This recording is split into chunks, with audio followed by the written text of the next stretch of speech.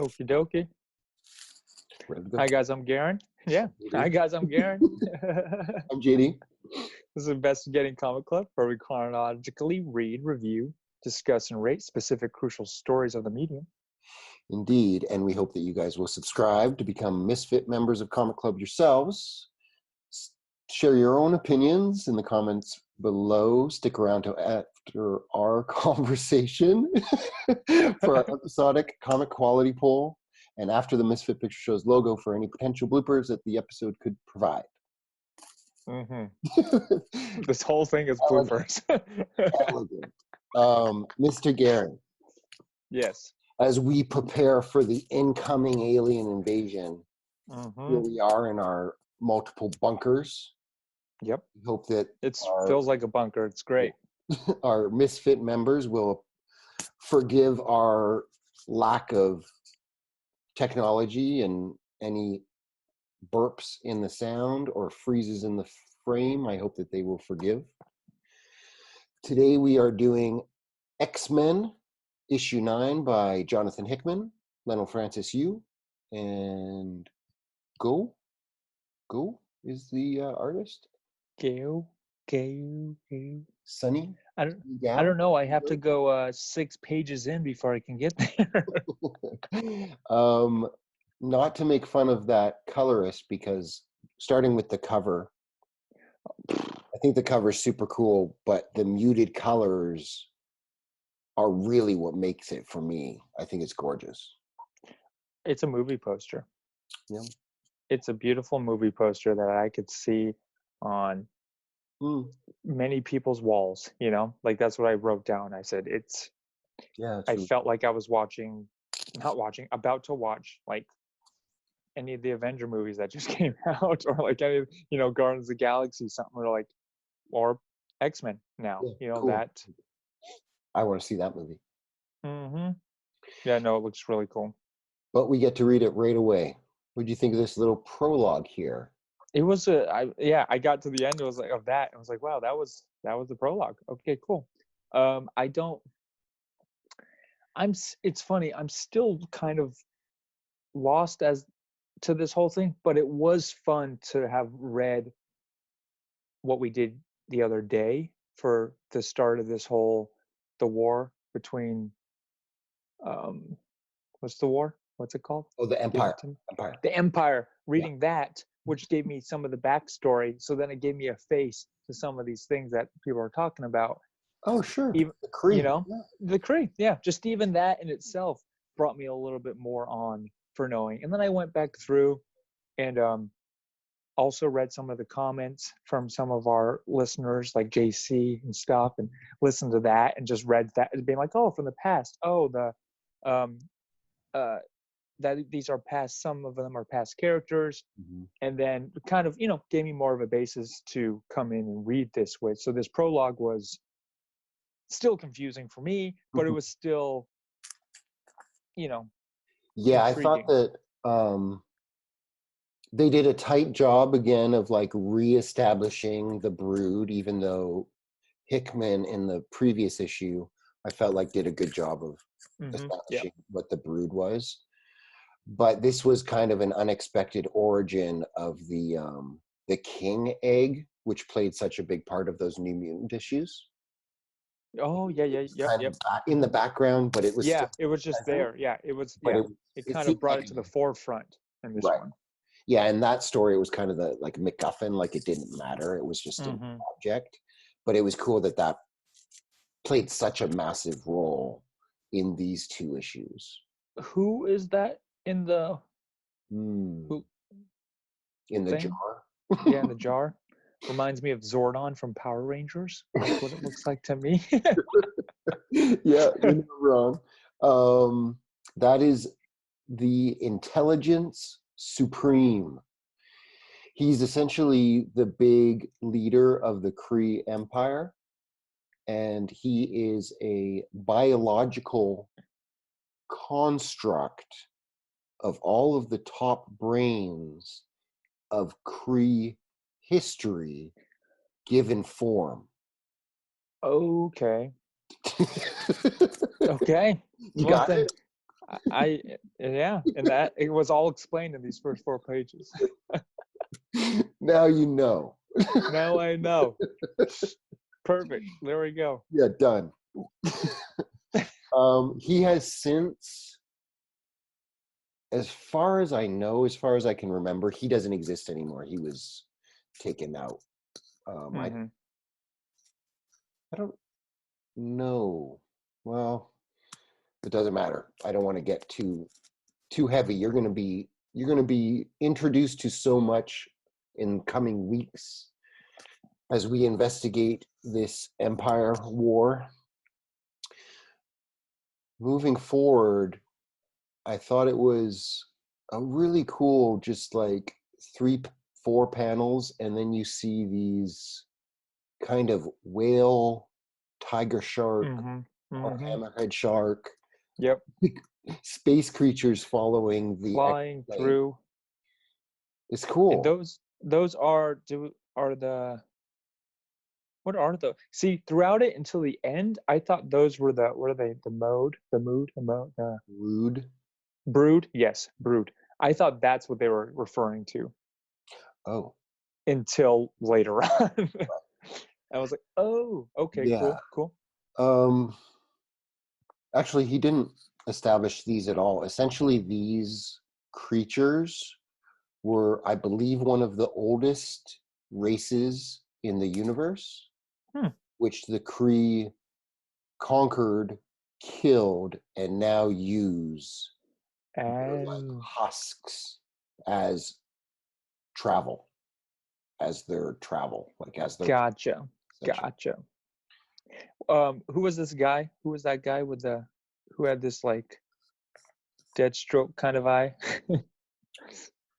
Oh, up top in the prologue? Yeah, well, he was later on, wasn't he? No, not him. No, down below. The one who Oh, keep going? Yep. Oh, he is, from the Guardians of the Galaxy, the first. Yo, okay, cool. Yeah. Gotcha. Yeah. He's one of them. That's okay. Gotcha. They're called. That's what I thought. I was like, this is cool. Yeah, they're called the Kree Accusers. See, now I want to go back and watch. See, that's what it's all about. And it will make, like, it will fit when you get there. Like when you do. No, that's the cool part is I don't. Probably this more space or like I don't even know how you would refer it to, but like the other, besides Thor, the other realms of creatures and species is what threw me the most off in all the movies. Okay. Yeah, it's Marvel Cosmic is how it's kind of referred to.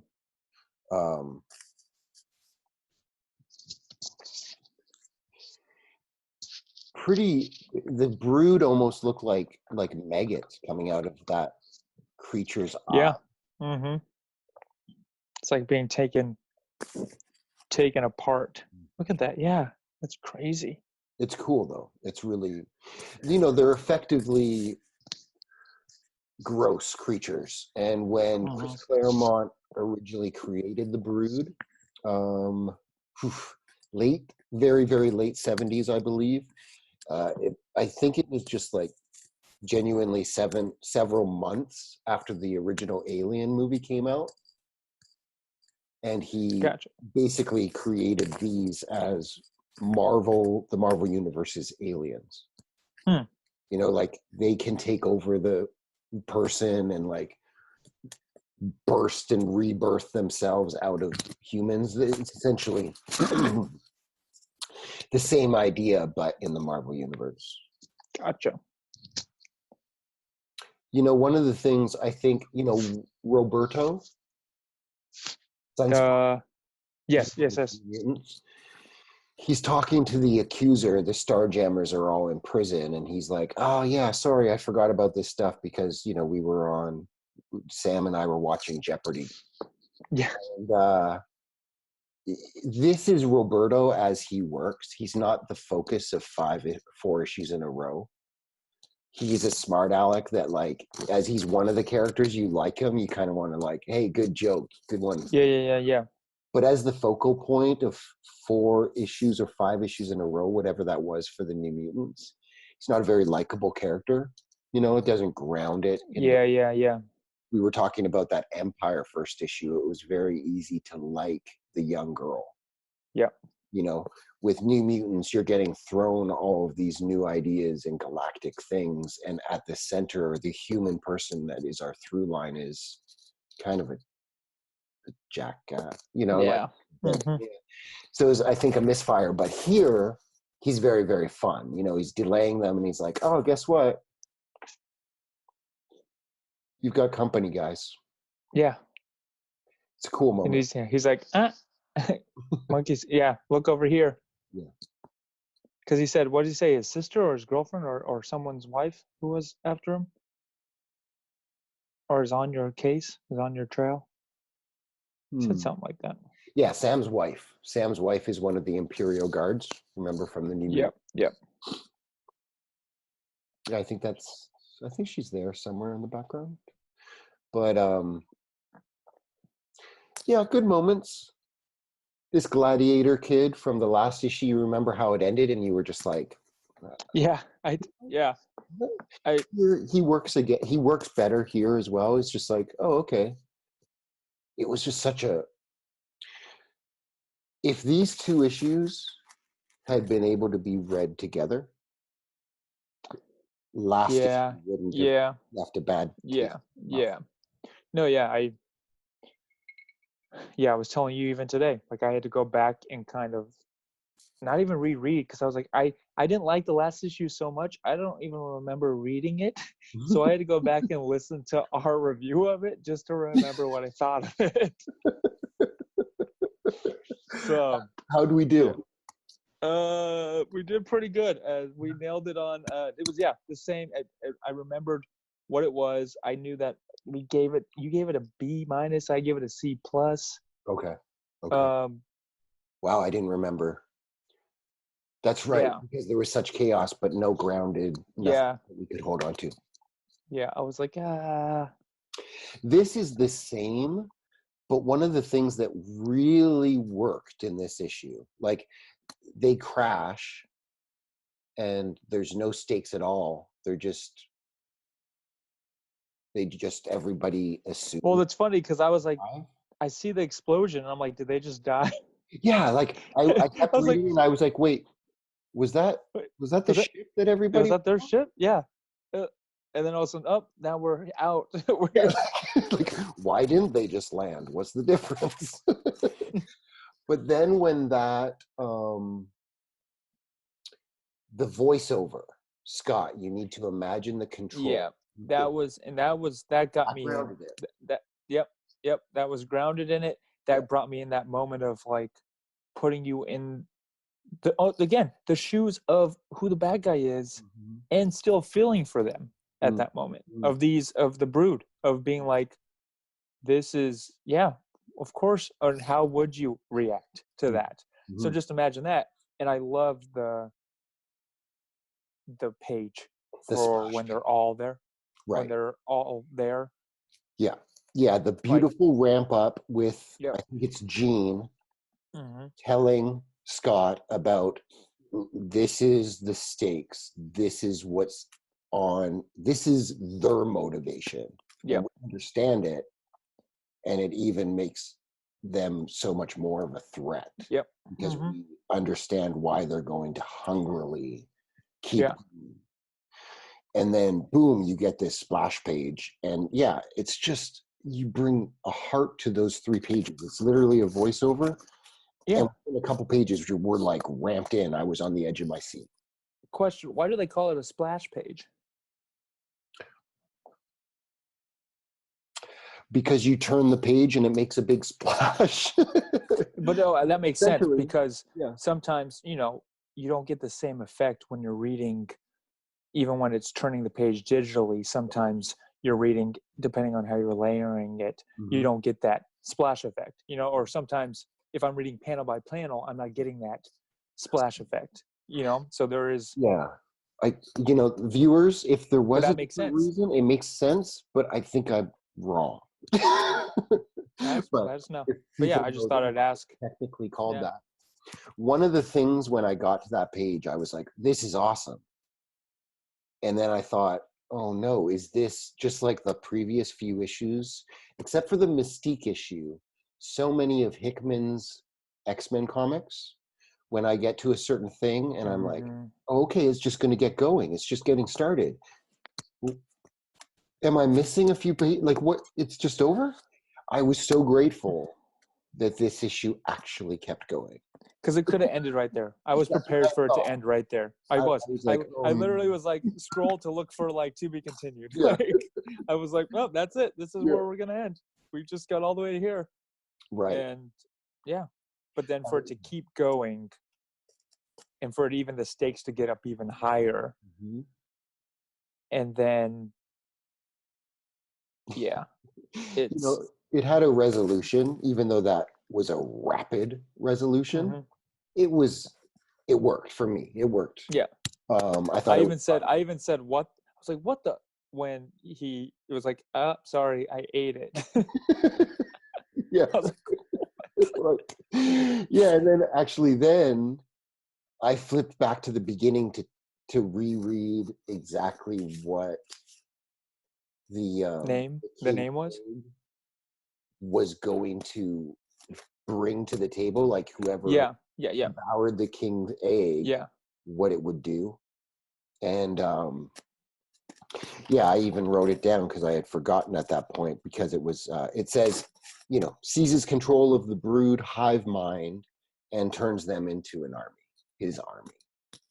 So Brew is the new king of the brood, and he basically has total control of this species. He's like, well, sorry guys, I already it was a good reveal. That was a funny, like, just and then to have that pull back and see all them standing there circling around, essentially like bowing to him, like our king. Then we get to the go. I was just going to say, like, I wonder, we know that X-Men issue 10 and 11 are directly tied in, they're direct Empire crossovers. And now with the X-Men having the Brood as their army, what does that mean about the Skrull and the Kree invading?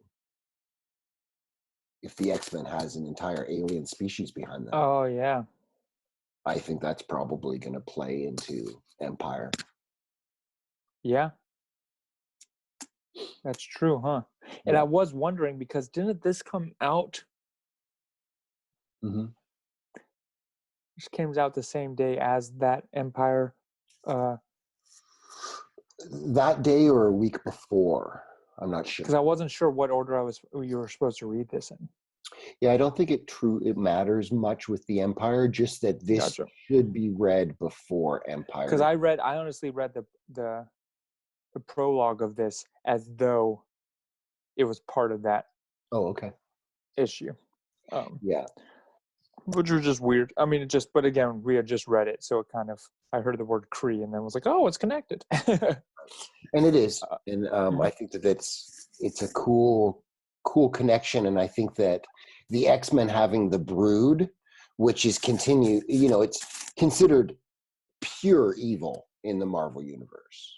Yeah. So we've got the Avengers and the Fantastic Four, who already are not feeling very happy about what the X-Men are doing. And we've got the Kree and the Skrulls. And we've got the X-Men with the Brood. There's a lot of like potent, that's a real melting pot. Yeah. It could be, it's an exciting table of chess set up that they've got here leading into this crossover. I'm glad that we read this comic before Empyre officially starts. Yeah. What did you think of the tech page? I thought they were great. It was. I noticed the phalanx. Yes. Yeah. I did notice that. How that was failure from adaptivity. Yeah. Yeah. Yeah. That's cool to see all these the races that the Kree tried to create that kind of mind control egg, that the Brood were the ones that were successful.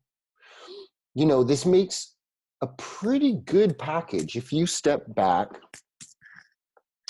and you think about all the comics that Hickman has written since the end of House Empires. Yeah. Just his comics, X-Men and New Mutants, up until this issue. That's a fairly solid story arc. You know? Yeah, I think this issue those two they all go together, and we talked about before, is sitting down and reading those, it all connects, because even now with this, how much I didn't like too much with the New Mutants, now it's all coming together a little, more towards like, okay, there it is, which makes me now want to go back and maybe now read those ones, those four, and then the X-Men. Yeah, part of the fun of just comics in general is the rereadability of them. You are getting this sequential story, you're getting these pieces of the puzzle, unlike a movie or a TV series, maybe because they're a bit shorter, less time consuming. Yeah. You can kind of, and now that this story arc is there's a resolution here, I want to go back and reread these 12 comics. And even if those 12 comics will take you the amount of time that 2 movies will, it's still kind of more fun, and it seems like less of a commitment than going to watch 2 movies. Yeah. You're finishing these chapters quicker. I think that's all for my notes. I like the art. I did like the art. Yeah, I think that he gave everything, just kind of, it came together well in this issue. Cool. Yeah. In a bit of a relief way. Like we are trusting Hickman. Yeah, I mean, and especially from last issue, and being like, I don't know, and this one's still being a lot of stuff added in, but now it's feeling like there's somewhere to go. And even with that ending, I was excited for the next one, that's really what you want to feel. Yeah, I think. Exactly. Yeah, for sure. That's at the end of it all, is if you are left with wanting more, and not for like, you should add more pages here, but like actually wanting the story to continue. You said it best in an episode a long time ago. You are left wanting more, not wondering why there isn't more. Oh, yeah. You're a smart guy. He's all right. It's all right. He's all right. He's fine. Thank you. No, you didn't. You set me off in the middle of nowhere. He was like, thank God, get out. So I'm going to give this issue an A. You give it an A? Yeah. Together nice. Yeah, I put it down. I said it was an A, first time in a while for it, but it gave everything. And it wasn't because last one was a C+ for me. It was everything came together for it, and I was intrigued and looking forward to more. So. Yeah, I really don't think it's difficult. I think that we both really felt that, just from a voiceover of one character, Jean, doing that through line for, what was it, 4 or 5 pages? 4 pages. Yeah. Just gave it this heart that, like, okay, mission accomplished. I got it. Yep. That was great. What do you guys think? Comic quality poll. It's your turn. Give us the A, B, C, D, or F. Let us know, and comment below. Let us know what you gave it. And are you interested in this? Are you looking forward to Empire? Are you reading Empire? Are you going to be starting that? And, Garen, I was saying to you in the last episode about how there's some people with event fatigue. Yeah. Yep. And that there's like this part of the reason that event fatigue exists is because, okay, you've got Jonathan Hickman writing this X-Men comic. Now, out of nowhere, here comes this event like Empire. And if you didn't want to buy those issues, if you didn't want to read them, here's 2 issues of X-Men that's going to tie into this. Hickman, he hasn't been doing a good job of like laying a foundation for new readers that haven't read past stuff. So who knows, it might be impossible to read X-Men issue 10 and 11 and get them without Empire. So that's the idea of the event fatigue and why people Gotcha. because it's like, oh, now I got to pick up this comic. Now I have to go this route and do that. Gotcha. Yeah. Right, but boom, boom, boom. Do you guys hear those war drums building? Wednesday morning, very early. I'm not sure if it's going to be Avengers issue 0 or Fantastic Four issue 0. If you guys have a preference of those, leave that in the comment. But one of those will be up first thing Wednesday morning. Thanks so much for joining us. Wednesday morning. To be continued.